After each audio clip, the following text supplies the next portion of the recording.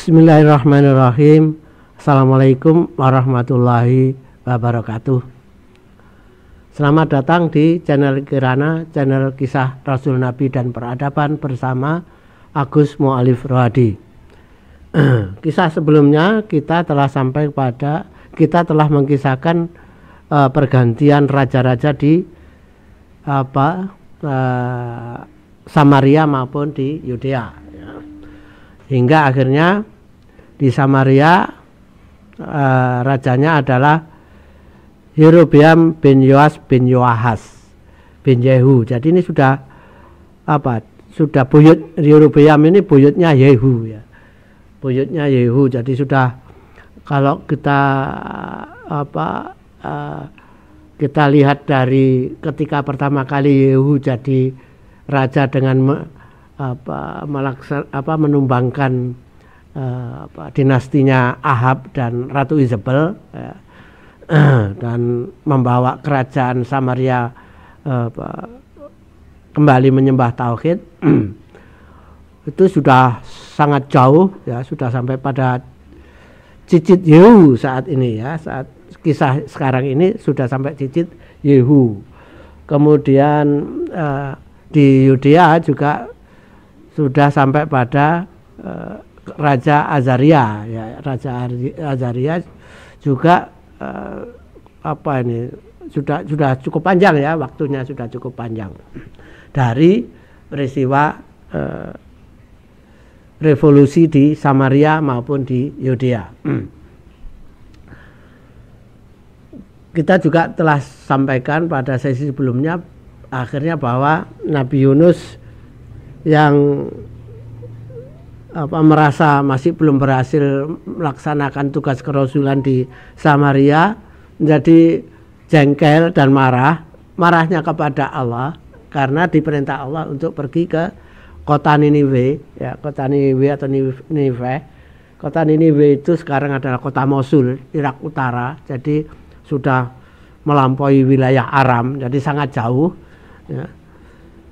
Kemudian Nabi Yunus berusaha melarikan diri ke Tarsus dengan naik kapal melalui pelabuhan Yafo ya. Pelabuhan Yafo yang sekarang Yafo itu adalah Java ya. Dan itu disebutkan dalam Quran surat As-Saffat 140 mengkisahkan bahwa Nabi Yunus lari meninggalkan kewajiban dalam keadaan marah untuk naik ke kapal yang penuh muatan. Jadi kapal itu berada di pelabuhan Yafo atau Java yang sedang akan menuju ke kota Tarsus. Kota Tarsus itu di Hiti ya. Kalau sekarang masuk Turki. Jadi tidak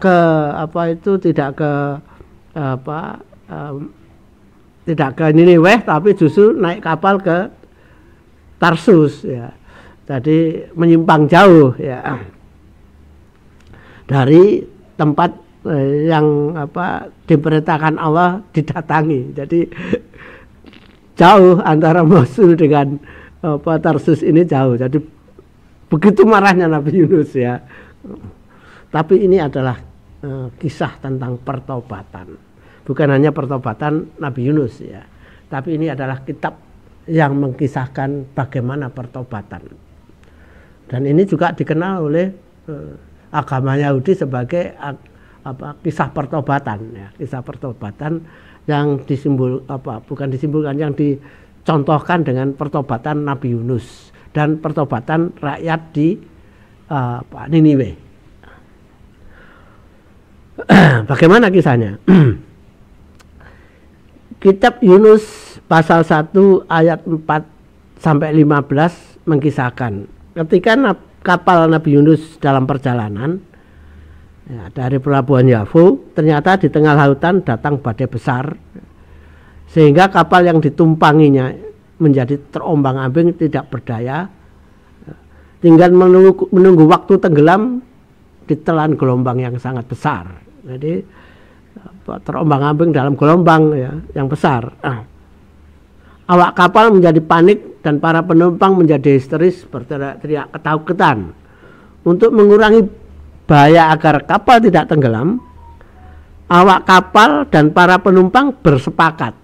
Awak kapal dan para penumpang, jadi mulai dari mu'alim nakoda, mu'alim dan ABK-nya ya, anak buah kapalnya bersepakat untuk, dan termasuk penumpangnya bersepakat untuk membuang barang-barang muatan kapal.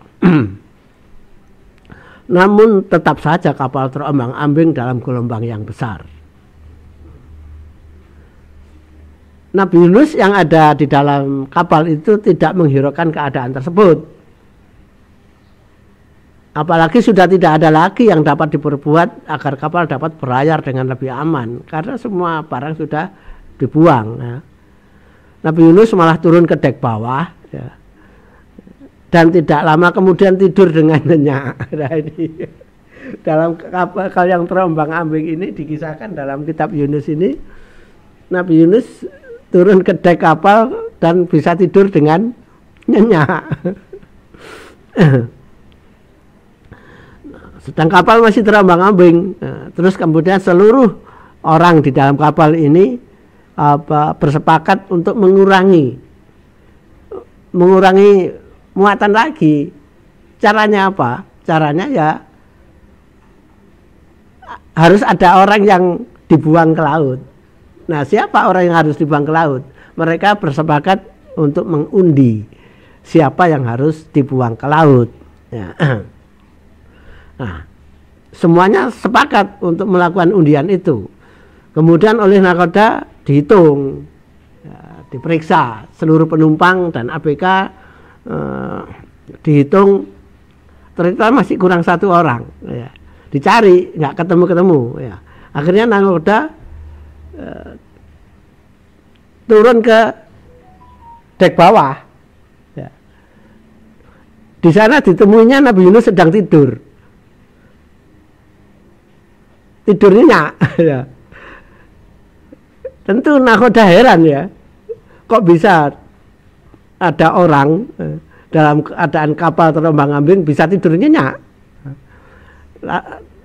Tapi nggak ada yang dilakukan kecuali harus membangunkannya ya. Maka dibangunkanlah Nabi Yunus oleh nakoda itu.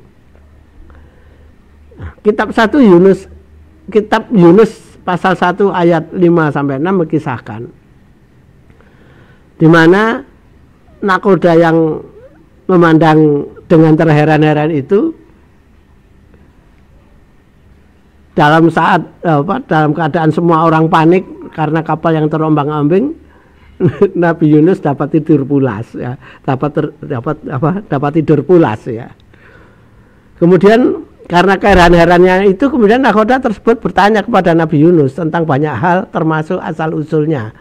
Ya, ini kok ada orang yang bisa tidur nyenyak dalam keadaan situasi seperti itu. Jadi karena keheran-heranannya itu kemudian menanyakan banyak hal. Justru nakoda ini bertanya banyak hal pada Nabi Yunus, termasuk asal-usulnya dan apa pekerjaannya dan pertanyaan-pertanyaan lainnya.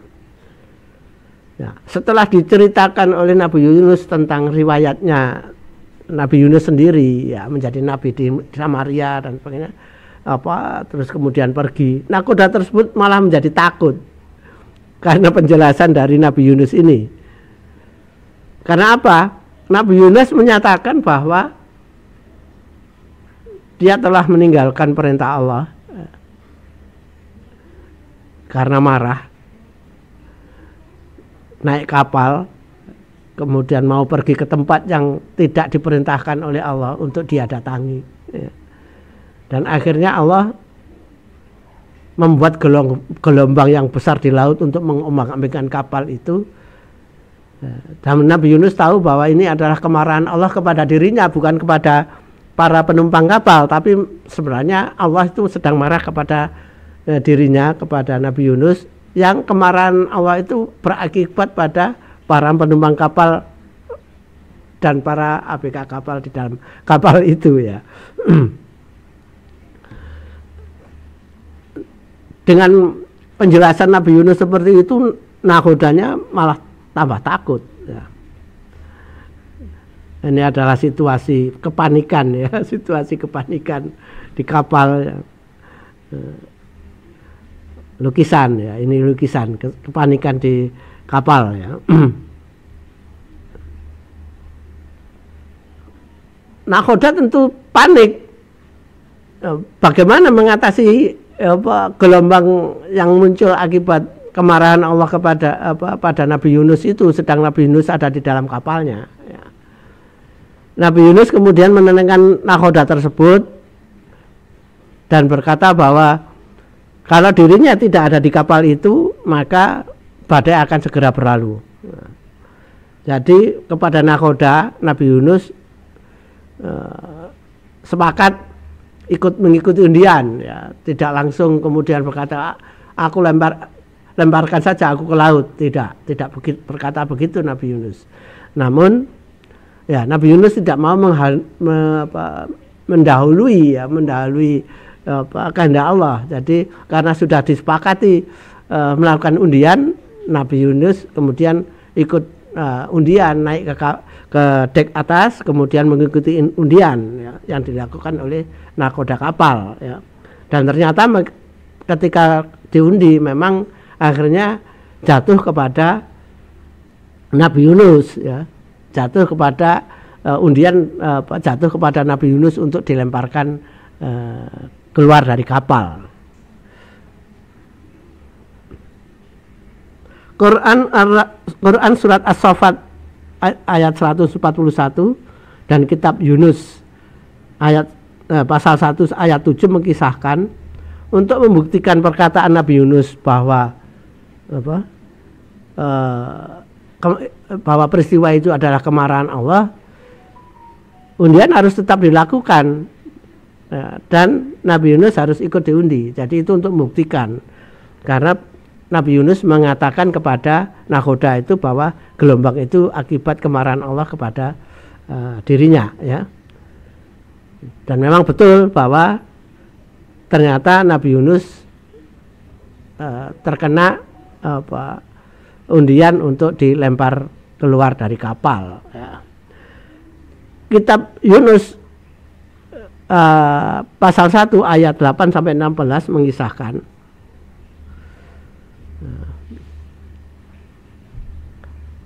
Nabi Yunus kemudian meminta kepada orang-orang di kapal tersebut untuk mengangkatnya dan melemparnya ke laut agar badai dan gelombang menjadi reda. Sebelum diceburkan ke laut, Nabi Yunus berdoa agar para penumpang kapal tersebut diselamatkan dan tidak menjadi orang yang menerima tanggungan atas kesalahannya ya. Jadi Nabi Yunus berdoa agar Allah tidak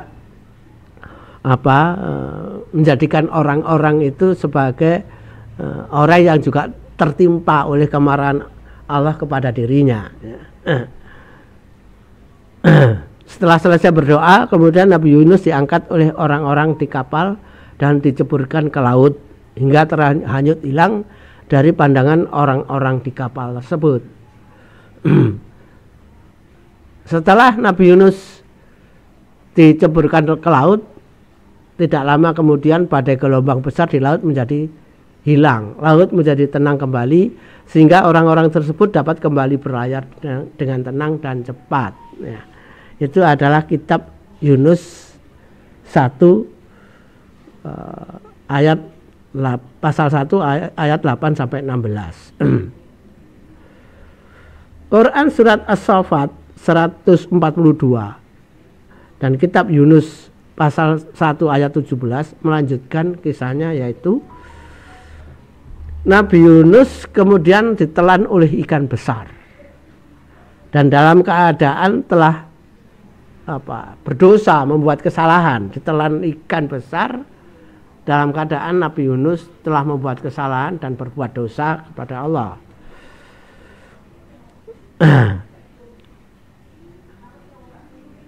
Demikianlah ya, Nabi Yunus mengira bahwa Allah tidak akan memberikan kesulitan. Dia kemudian mengalami situasi yang bisa membuat orang menjadi tertekan jiwanya, karena di dalam perut ikan suasananya gelap tanpa cahaya sedikit pun. Ya pasti tidak ada cahaya ya. Tidak bisa membedakan kiri dan kanan, atas dan bawah. Terhimpit, tidak bisa bergerak. Jadi bisa kita bayangkan di dalam perut ikan, terhimpit di dalam perut ikan, tidak bisa bergerak, gelap, tidak bisa membedakan arah, tidak bisa membedakan atas dan bawah, kiri dan kanan. Jadi itu suatu situasi yang sangat sangat bisa membuat orang stres berat ya. Tidak tahu arah itu bisa kita bayangkan kalau kita tiba-tiba lampu rumah padam gitu aja, gelap gulita, tidak tahu arah, itu aja bisa bikin nabrak-nabrak, terpanik dan sebagainya ya. Ini di dalam perut ikan tidak bisa bergerak, badan terhimpit, tidak bisa melihat arah. Seperti halnya kalau kita tiba-tiba lampu rumah mati, gelap gulita, kita juga tidak bisa tahu arah ya. Ke kiri, ke kanan, ini ke barat, ke timur, ke utara, ke selatan, kita tidak bisa menentukan arah. Ya itulah yang terjadi pada Nabi Yunus yang berada di dalam perut ikan yang tidak bisa bergerak itu. Beberapa hari Nabi Yunus mengalami hal seperti itu, yang keadaan seperti itu bisa membuat orang kehilangan ingatan ya. Bisa kehilangan ingatan, sedang tubuh semakin lama semakin kehilangan kekuatannya di dalam perut ikan. Jadi diremas-remas di dalam pencernaan ikan ya. Semakin lama tenaga semakin berkurang, seolah-olah lumpuh, menjadi lemas, tidak bertenaga, tidak berdaya. Jadi bisa kita bayangkan dalam keadaan seperti itu tidak sangat berat ya, di dalam ikan ya. Tidak tahu ini ikan ini bergerak kemana, tidak tahu ya. Maju mundur, naik turun tidak tahu ya. Ini adalah ilustrasi lukisan Nabi Yunus dilempar ke luar kapal ya. Dan diterima oleh ikan besar. Dalam keadaan situasi seperti itu Nabi Yunus kemudian sadar, dengan tetap beriman kepada Allah dan dengan hati yang sedih selalu terus-menerus merintih dan bertobat, memohon ampunan karena merasa dirinya jadi orang yang zalim. Itu adalah dikisahkan diinformasikan dalam Quran surat Al-Anbiya ayat 87. Jadi di dalam perut ikan itu Nabi Yunus bertobat ya, memohon ampunan atas dosanya ya, yang marah kepada Allah itu. Bayangkan marah kepada Allah ya. Dia merasa dirinya telah berbuat zalim ya. Bukan berbuat zalim kepada orang, tapi zalim kepada dirinya dan zalim kepada Allah. Jadi ya merasa membuat dosa yang sangat besar.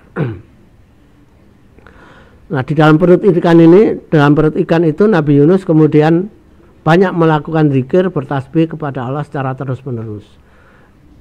Itu yang diinformasikan dalam Quran surat As-Saffat 143 ayat 143.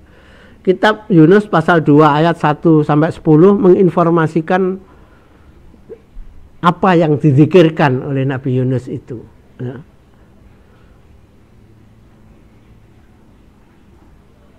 Selain berzikir juga mengucapkan syukur. Jadi dalam keadaan seperti itu selain mohon ampunan juga mengucapkan syukur. Nah, jadi selama di perut ikan itu selain mohon ampunan, bertobat, mohon ampunan juga mengucapkan syukur. Cukup panjang ya. Jadi tidak kalau dikisahkan zikir, ratapan zikir dan rasa syukur Nabi Yunus ini cukup panjang di kitab Yunus pasal 2 ayat 1 sampai 10, ada 10 ayat ya. Tapi dengan doa-doanya itu membuat dirinya menjadi tenang ya. Jadi setelah mohon ampunan, bertobat, mohon ampunan, terus berzikir kepada Allah, juga mengucapkan syukur kepada Allah, dia semakin lama semakin tenang. Meskipun dirinya sedih ya, namun sudah siap mati di dalam perut ikan. dia sudah siap mati itu dengan terus berzikir, ya, menunggu kematiannya, sambil menunggu kematiannya. Ya, jadi ya, tobat dan zikirnya itu adalah untuk menunggu kematiannya. Namun akhirnya pertobatan Nabi Yunus ini diterima Allah dan kemudian diselamatkan oleh Allah dari kedukaan di dalam perut ikan besar itu, ya. Itu diinformasikan dalam Quran surat Al-Anbiya ayat 88.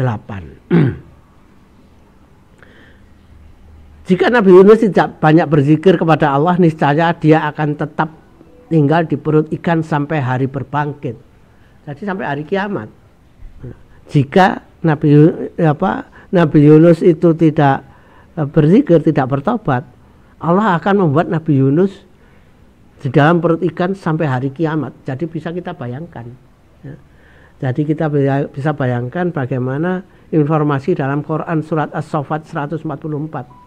Jika Nabi Yunus itu tidak bertobat, tidak berzikir, tidak bersyukur kepada Allah, maka Allah akan menjadikan peristiwa itu, menjadikan Nabi Yunus di dalam perut ikan itu sampai hari berbangkit, sampai kiamat. Namun karena Nabi Yunus bertobat, berzikir dan bersyukur kepada Allah, kemudian akhirnya Allah menerima tobat Nabi Yunus. Kemudian Allah memerintahkan ikan tersebut untuk melemparkannya, memuntahkannya di daratan yang tandus dalam keadaan sakit. Itu adalah Quran surat As-Saffat 145. Ya, seorang Rasul pun dapat membuat kesalahan, ya, yang kalau kita kita pikirkan bahwa kesalahan itu juga bersifat manusiawi karena merasa belum selesai tugasnya, tugas beratnya di Samaria belum selesai, belum berhasil mentauhidkan penduduk Samaria, tapi kemudian disuruh pergi oleh Allah menuju ke tempat yang lain, dan itu membuat sangat kecewa, membuat Nabi Yunus sangat kecewa, ya, sehingga sampai marah kepada Allah, sehingga akhirnya terjadilah peristiwa itu, ya. Ya, meskipun dalam situasi yang berat itu, namun seorang Rasul pasti pikiran dan hatinya akan selalu terpelihara, sehingga sekarang menyadari kesalahannya kemudian bertobat. Allah juga pasti mempunyai maksud yang tidak disampaikan kepada Rasulnya, kenapa harus meninggalkan Samaria dan menuju ke Niniwe, ya. Jika Allah mau, semua manusia akan dibukakan hatinya untuk dapat menerima kebenaran dari Allah yang disampaikan melalui para rasul dan nabinya. Jadi para rasul itu hanya satu, mengingatkan, tugasnya, ya, satu mengingatkan, dua memberikan kabar baik. Kabar baik itu berdasarkan wahyu yang diterima oleh para rasul itu, ya.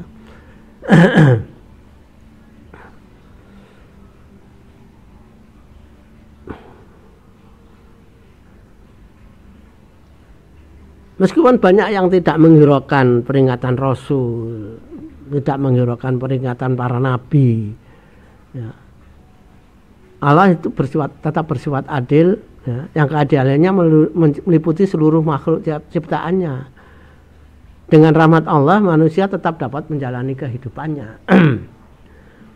Oleh karena itu Allah memberitahukan tentang adanya hari berbangkit.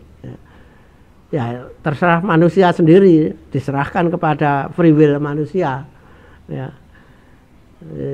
Yang Allah memberitakan bahwa akan nanti ada hari berbangkit, hari kiamat, hari berbangkit, dan setelah berbangkit kemudian setiap orang akan membaca sendiri dari kitab yang dikalungkan pada diri manusia itu sendiri nanti setelah hari berbangkit, ya.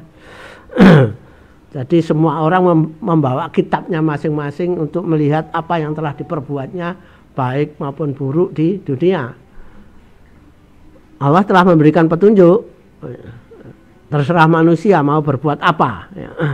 Dan petunjuk itu disampaikan oleh para rasul dan nabi. Nah, akhirnya Nabi Yunus dilempar keluar oleh ikan itu, ya, dimuntahkan lagi di tempat yang di daratan yang tandus, ya, daratan tandus. Nah, ini adalah lukisan ikan besar itu memuntahkan Nabi Yunus yang dalam keadaan lemah, ya.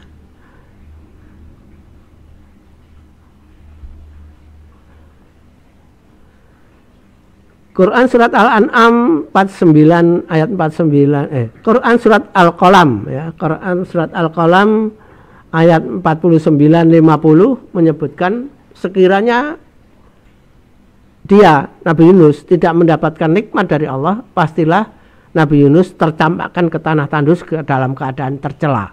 Namun Allah memilihnya dan menjadikannya termasuk orang yang saleh, orang yang soleh. Jadi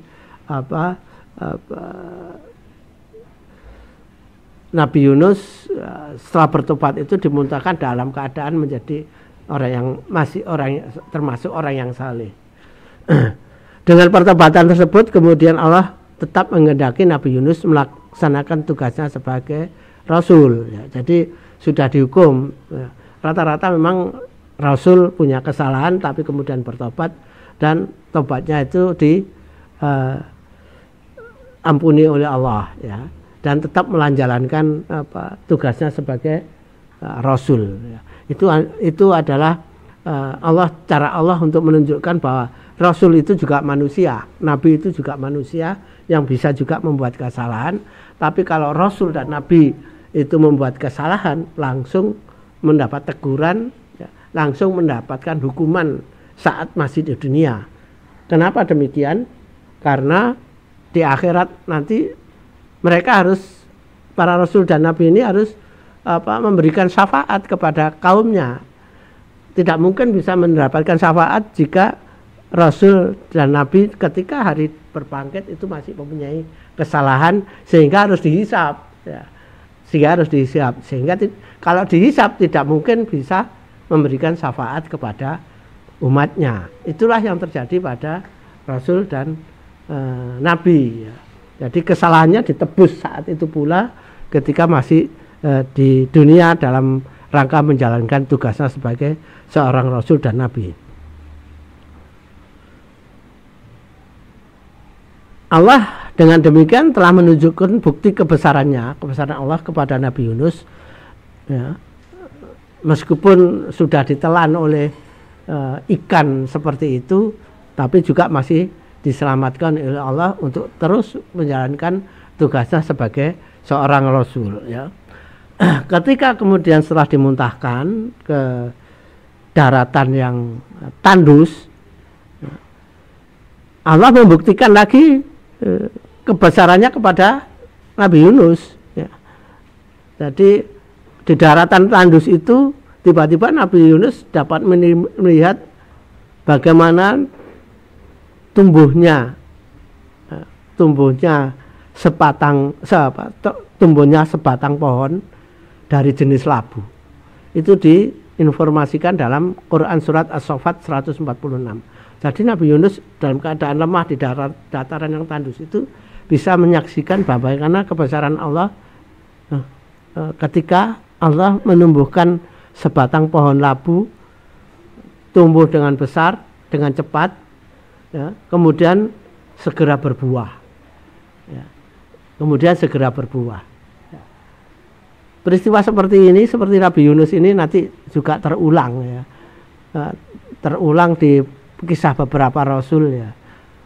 Misalnya zaman Nabi Isa pada masa Maryam, ya, ketika mau melahirkan Isa, tiba-tiba ada kurma yang segera matang buahnya dan ketika digoyang oleh Maryam, kemudian kurma yang masak itu jatuh kepada di dekat Maryam. Jadi ada peristiwa-peristiwa yang menunjukkan kebesaran Allah kepada orang yang saleh yang dikendakinya itu. Jadi Nabi Yunus dapat melihat pohon tersebut mulai tumbuh dengan cepat, mulai apa itu biji terus keluar tumbuh dengan cepat dan akhirnya berbuah. Dengan berbuah itu kemudian Nabi Yunus dapat mengambil buahnya ya, untuk kemudian dapat dimakan Nabi Yunus agar dapat memulihkan tenaganya yang habis ya, yang sudah sangat lemas, yang tidak punya tenaga lagi itu ya, selama di perut ikan. Dengan makan labu itu kemudian berangsur-angsur pulih kekuatannya.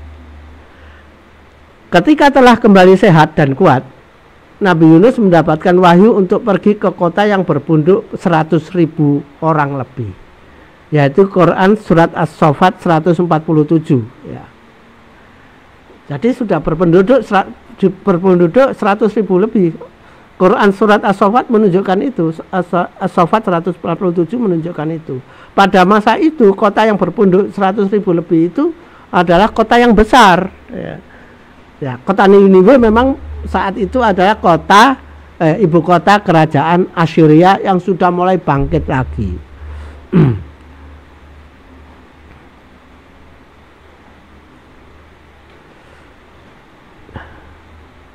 Akhirnya Nabi Yunus setelah tenaganya bangkit, tenaganya pulih kembali, merasa cukup kuat, kemudian berjalan menuju ke Niniwe. Tidak disebutkan di mana tempat Nabi, baik kitab Yunus maupun Al-Quran tidak menyebutkan di mana Nabi Yunus dimuntahkan oleh ikan. Tapi ini jelas di pantai ya, di pinggir pantai. Di pinggir pantai, tapi sudah lewat Pelabuhan Jafo. Bisa jadi kalau sekarang itu ya di utara pantai, di utara Israel, atau malah sudah di wilayah pantai Libanon ya, bisa saja pantai Libanon ya, tapi jelas tandanya yaitu tempat yang tandus ya. Tapi tempat tandus di pantai cukup banyak sehingga tidak diketahui persis di mana Nabi Yunus dimuntahkan itu. Nabi Yunus ketika sudah kuat kemudian menuju kota Niniwe itu. Perjalanan yang cukup jauh untuk saat itu. Kalau dilihat, kalau perjalanan itu dimulai dari pantai Israel, maka Nabi Yunus menempuh perjalanan ke wilayah Aram ya, ke arah kota Mitani, baru kemudian masuk ke wilayah Asyur. Kalau ya kota Mitani sangat jauh ya, dari pantai sangat jauh. Jadi bisa dibayangkan berhari-hari ya, berhari-hari untuk menuju ke Niniwe ya. Jadi dari Mitani kemudian masuk ke wilayah Asyur di mana kota Niniwe berada. Dengan jumlah penduduk yang besar untuk ukuran masa tersebut, Niniwe adalah kota yang besar dan peradabannya cukup maju.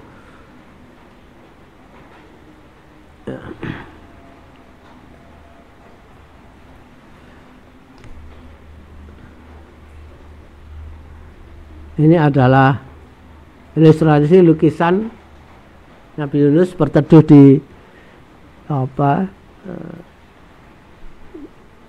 pohon labu ya, dan makan buah pohon labu sambil memandang ke arah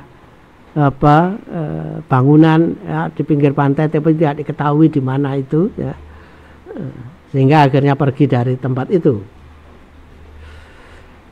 Quran As-Saffat 147 tersebut juga menunjukkan bahwa Asyur telah bangkit kembali setelah beberapa ratus tahun mengalami keterpurukan sejak masa Nabi Musa akibat perang sangat panjang dengan negeri Hiti dan Elam ya, yang menghancurkan kota itu dan menghanguskan sumber makanan. Jadi sudah beberapa ratus tahun ya. Nabi Yunus itu sekitar tahun 750-an ya, pengutusannya itu sekitar tahun 750-an. Jadi kalau diukur dengan peristiwa tenggelamnya Fir'aun itu ya berarti sekitar 450 tahun sampai 500 tahun setelah peristiwa itu. Dan setelah hampir 500 tahun, sekitar 500 tahun itu Assyria mulai bangkit lagi ya.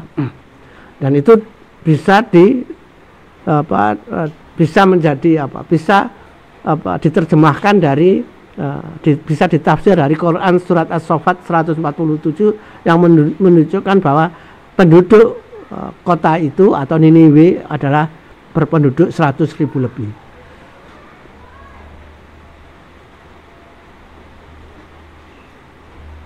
Tidak terjadi konflik antara Asyur dengan Aram ya. Pada saat itu tidak ada konflik Aram dengan Asyur, meskipun Asyur sedang menempatkan pasukannya di perbatasan Aram ya.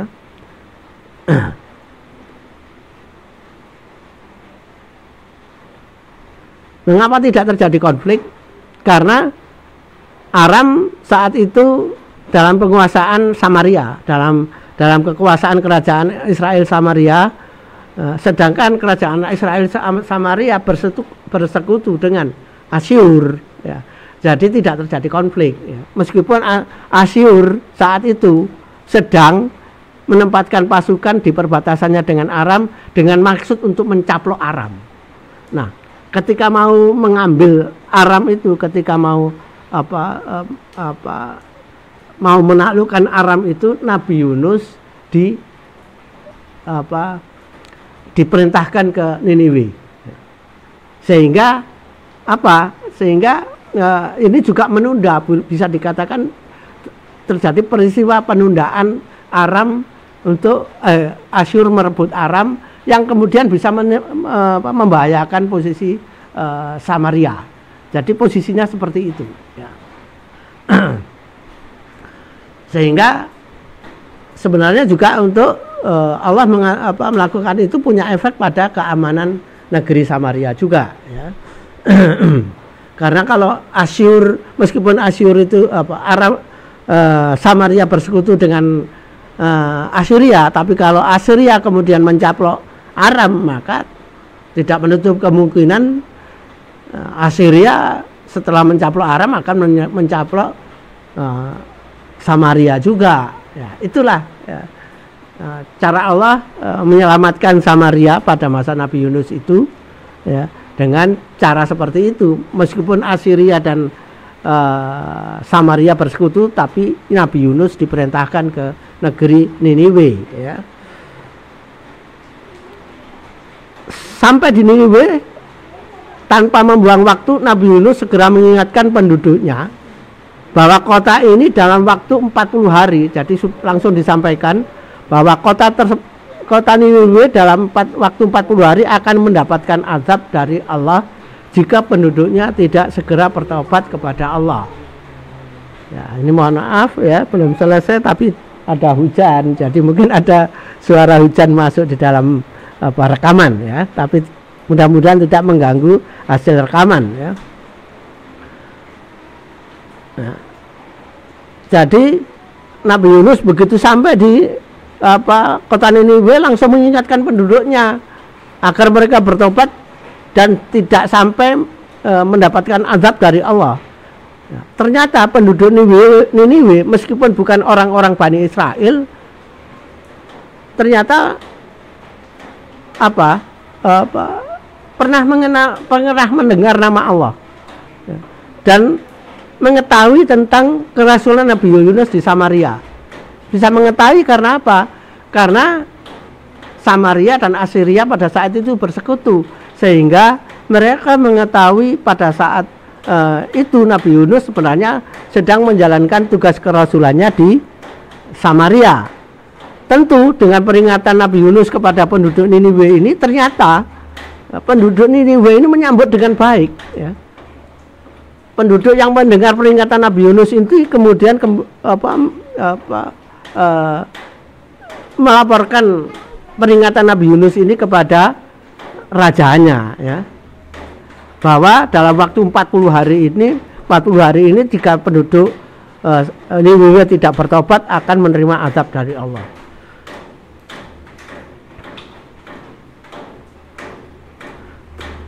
Ternyata setelah ada laporan rakyat ini, rajanya justru menanggapinya dengan baik pula dan segera meninggalkan singgasananya, bahkan menjemput Nabi Yunus dan segera mengumumkan kepada para pembesar dan rakyatnya untuk melakukan pertobatan. Jadi raja ini turun dari singgasana menjemput Nabi Yunus. Setelah mendapatkan penjelasan dari Nabi Yunus, maka raja ini kemudian memerintahkan rakyatnya untuk melakukan pertobatan. Bahkan pertobatan tidak hanya dilakukan oleh penduduk Niniwe, tapi juga pada binatang. Binatangnya juga disuruh puasa. Jadi yang berpuasa ini bukan hanya penduduk, ya, tapi binatang pun diwajibkan puasa oleh rajanya, ya. Jadi boleh makan minumnya hanya pagi sama petang. Ya. Penduduk juga diminta untuk membuat pakaian perkabungan, ya, untuk melakukan pertobatan. Jadi seluruh penduduk di kota Niniwe melakukan pertobatan. Jadi bisa kita bayangkan ini pasti juga kehendak Allah, ya, sehingga penduduknya kemudian dan raja dan penduduknya juga beramai-ramai melakukan pertobatan selama 40 hari. Nah, setelah pertobatan dari orang yang beriman ini, jadi penduduk ini menjadi beriman kepada Allah, ya, kemudian melakukan pertobatan, dan setelah pertobatan selesai dan waktu yang diperingatkan telah berlalu, waktu turunnya azab itu telah berlalu dan dilewati, ya, dan dilewati, maka hal itu menunjukkan bahwa Allah telah mencabut azabnya, dan Allah kemudian menggantinya dengan kesenangan dan kenikmatan hidup sampai waktu tertentu, ya. Tidak selamanya, sampai waktu tertentu. Itu yang diinformasikan dalam Quran surat As-Saffat 148 dan Quran surat Yunus 98, ya. Jadi Allah mencabut azabnya pada kota Niniwe dan penduduknya, kemudian digantinya dengan kesenangan hidup dan kenikmatan hidup sampai waktu tertentu. Itulah, ya, kisah pertobatan. Jadi kisah Nabi Yunus itu adalah kisah pertobatan. Kisah pertobatan seorang rasul dan penduduk kota, pertobatan kepada Allah, ya. Dengan peristiwa tersebut Nabi Yunus semakin menyadari kesalahannya ketika meninggalkan wilayah Samaria, ya, meninggalkan dengan marah, ya. Nabi Yunus telah belasan tahun menjadi rasul bagi Bani Israel, namun jeripayahnya tidak mendapatkan hasil yang diharapkannya. Sedang bangsa lain, bangsa Asyur di Niniwe, yang sebelumnya tidak pernah melihat dirinya, hanya mendengar berita tentang kerasulannya saja, justru sangat mengindahkan peringatannya meskipun kedatangannya baru beberapa hari.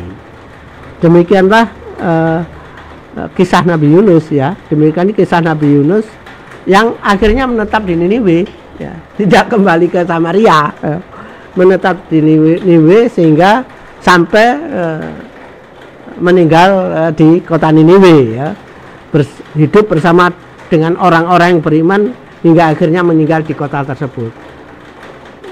Dengan pertobatannya itu Allah sengaja menempatkan Nabi Yunus di Niniwe dan tidak menyaksikan bagaimana nanti Allah memberikan azab kepada penduduk Bani Israel, baik itu di Samaria maupun di Yudea, ya. Nabi Yunus tidak menyaksikan yang azab untuk penduduk Bani Israel, ya, di Samaria maupun Yudea itu akan jatuh kepada mereka, ya. Bagaimana kisahnya itu nanti kita kisahkan ke depan, ya, ya. Jadi bagaimana kisah azab kepada penduduk Israel, Samaria dan Yudea, yang azab itu dikisahkan dalam Quran surat Al-Isra ayat 4-7.